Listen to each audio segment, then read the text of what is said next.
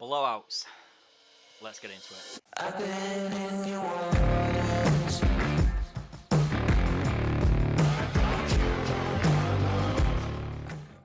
So guys, avoiding blowouts. Now, before we go into how to avoid blowouts, I think it's important we discuss what a blowout is. Now, in tattooing, we have the epidermis layer, which sits on the top.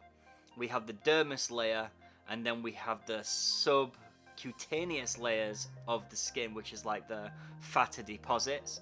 Now, in tattooing, the middle layer, the dermis layer, is the sweet spot. That is the spot that you want to be tattooing into. Now, a blowout occurs when you go through the epidermis, through the dermis, and into the subcutaneous layers of that skin, into those fatty deposits, and then the ink just spreads underneath.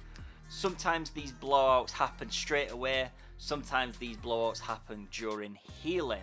Generally, as a rule of thumb, you will know you've blown out a line because you will see it happen straight away. So guys, how do we avoid these blowouts? Well, firstly, you need to get to grips with the areas that you are tattooing on, and you need to know how deep to go to find that dermis layer. It's as simple as that. To avoid blowouts, you need to find that dermis layer first and foremost before any amount of technique or any amount of machine setup comes into play. Finding that dermis layer is the sweet spot. That is the key. A dermis layer is going to be a lot deeper on a back than it would be on, let's say, a thin piece of skin like an eyelid, for example. If you're tattooing an eyelid, that dermis layer is going to be a lot more shallow than it is on a back or a leg, for example. So guys, find that dermis layer. It is the sweet spot. It is what you should be tattooing into, and to be honest, it is a absolute fundamental of tattooing. Too shallow, it's not gonna stick. Too deep, it's gonna blow out. Bang, straight in that middle. Secondly guys, to avoid a blowout, what you can do is stick to larger groupings. Just like in my lining video, sticking to larger groupings doesn't only help with lining, it also helps with avoiding blowouts. If you are going to blow out on any needle, it is going to be threes. Three liners are notorious for blowing out.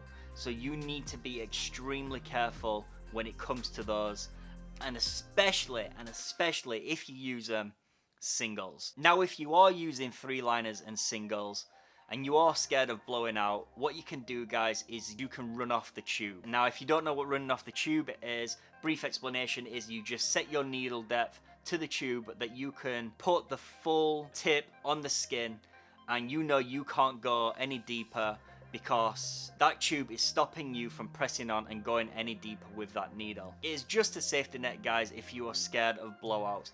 I myself, on a single and on a three, sometimes still ride the tube to avoid the blowout. One of the worst things for blowouts guys is to hover.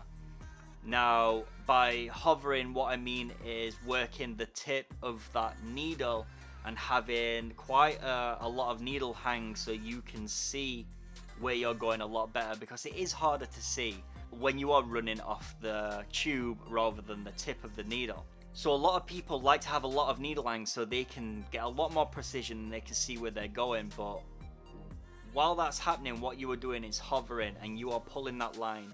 And if you are not consistent with being able to hold your hand and control the depth with your hand, then what's going to happen guys is you're going to be coming along and your hand's going to be doing like this. That looks whoa, that looks bad, but you get the idea. Like you're just not going to be steady. You're just not going to be coming across like this. Your hand's going to be like all over the place. So but you get the idea guys. You're not going to be steady. You're not going to be like precision coming across if you are not confident.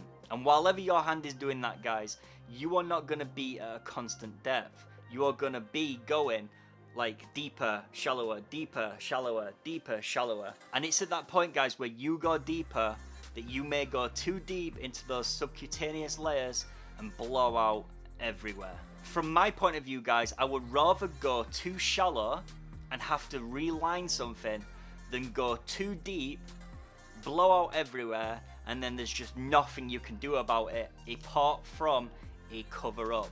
Now guys, if it comes to a point where you have blown out a line and the blowout isn't too big, it's noticeable, but it isn't too big, and you can get away with it, what you may want to do, guys, is use a bigger grouping and just run over that line and hopefully be able to use a big enough line to get away with on the piece and also cover up the blowout that you've done.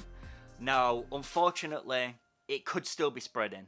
It's as simple as that. It could still be spreading. You may lay down a thicker, bolder line, but, you know, it may spread past that also. It's, you know, you're taking chances with it, but laying down a thicker line, if you can, will alleviate some of the visual, you know, repercussions of a blowout. But guys, that is all for today. Don't forget to check out my other tattoo tips videos. There is a playlist. Don't forget to subscribe. Don't forget to like the video. Leave a comment. Let me know your thoughts. If you have any more tips to add to this video, then please leave them in the comments. And as always, guys, I shall see you all in the next one. Adios. Oh, before we leave, guys, please head over to Instagram. Go in your search bar and type in @ChrisRavage. My tattoo profile will come up. Drop me a follow. Turn on the little bell. And also turn on the little bell on YouTube as well so you get notified every time I upload a new video. And I'm really going now, guys, so adios.